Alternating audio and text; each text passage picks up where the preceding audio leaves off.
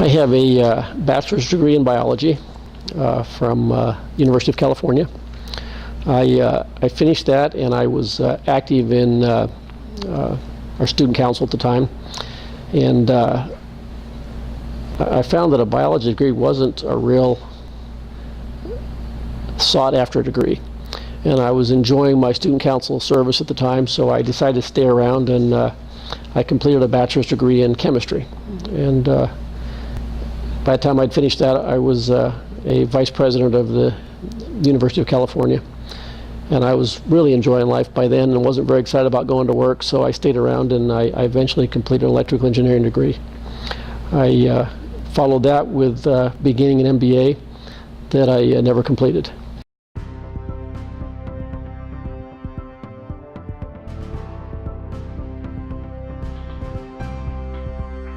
There are two committees that already exist that have done a certain amount of that. The Commerce Committee is a standing committee.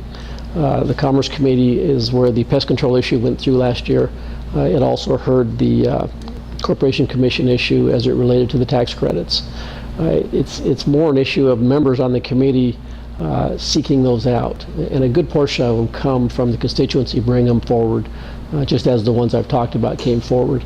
There's also the JLAC committee, stands for, I think it's a Joint Legislative Action Committee. It is charged with basically reviewing all departments and divisions of the state and coming back with suggestions to improve efficiencies. And some people would say one of its main functions is to find ways to reduce government and dissolve some of those departments and agencies. I don't know if a committee specifically for that purpose would be the way to go. The bigger challenge is to analyze the legislature, and each legislature is different. Every time you elect a new body, you have a new position from the conservative to liberal spectrum. You've largely got to look at not what you'd like to get done, because we all have an agenda of what we'd like to get done. I tend to be towards the conservative edge by most standards. What I would like to get done is never going to get done, at least not in the short term. The legislature will not be conservative enough to likely see through my eyes.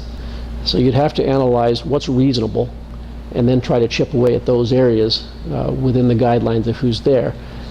That's why a lot of us now are watching a number of the races across the state, because depending on how some of these seats change, it will open up opportunity to change some, to reduce regulations, or it could go the other direction.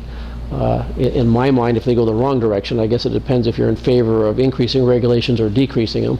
I'm in favor of decreasing them. If they go the wrong way, it could lead to increased regulation. So I'm watching the races, and I'm doing what I can to influence some of them with the hopes that we'll push it the other direction, that we can get supporters of decreasing regulation.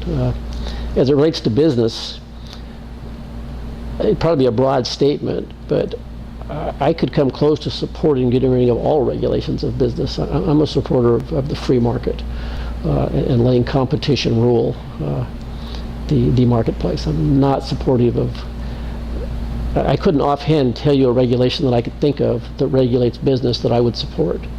I'm not in favor of regulating competition in any fashion at all. There may be one, but I can't off the top of my head tell you a regulation that I'm supportive of.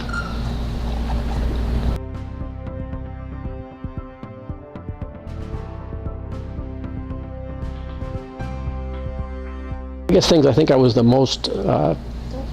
biggest impact in are probably things that weren't very popular. When I say popular, they weren't real publicized. They weren't high-profile things. The teacher severance bill was my bill after they sued us, which basically gave the school districts the option to retain the best people as opposed to the most senior people. It also gives them the option to rehire the best people as opposed to the most senior people. It eliminated the option to pay union representatives for days that they spent doing union work as opposed to working in the classroom. That bill I felt like did some I think it will have a positive impact on education as we try to improve our education system. A second bill that I was pleased with is we did an audit, or in fact the audit is still going, of the Sports and Tourism Authority. They manage and own the Cardinal Stadium. There's been a number of challenges there, and it's been an issue that it's easy to ignore because there are a lot of powerful players involved with that stadium and that operation. We managed to get a pretty detailed audit being done by the Auditor General, and it is still being done now. I just got an update on it a couple days ago.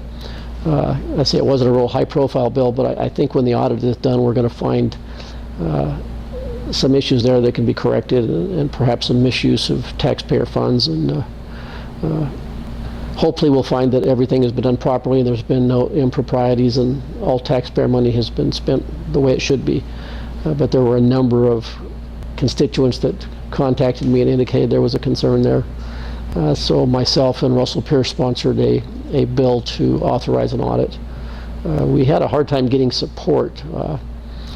Typically when you sponsor a bill, you may get a dozen or more co-sponsors will join in. 1070, I think, had 40 co-sponsors. Senator Pierce and I didn't get any co-sponsors. We're the only two on it, which I think it shows it's a bill that's not popular, doesn't bring you a lot of support at election time. But I feel good about it. I think we did the right thing, and if there are no improprieties, that's great. If there are, I'm looking forward to finding them and fixing them.